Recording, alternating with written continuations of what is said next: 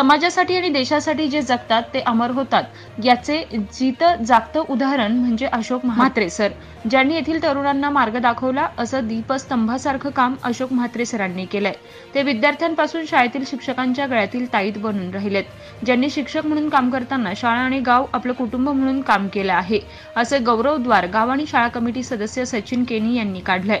चिंचपाडा शाळेचे उपशिक्षक अशोक महादेव म्हात्रे यांच्या निवृत्ती समारंभ सोहळ्यात सचिन केनी बोलत होते. अशोक सरांनी ज्या ज्या शाळेवर सेवा केली ती त्यांनी आपलं कुटुंब म्हणूनच केली. त्यांनी अनेक विद्यार्थी घडवले असून त्यांनी समाज घडवण्याचं काम केलंय.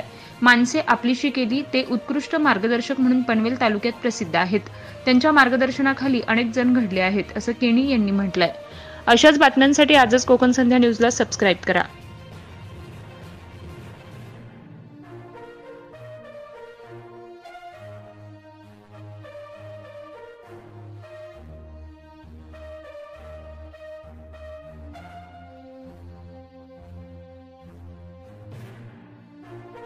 मनाने सुपुष्पासह मायेच्या शाळेचं स्वागत झालेलं आहे.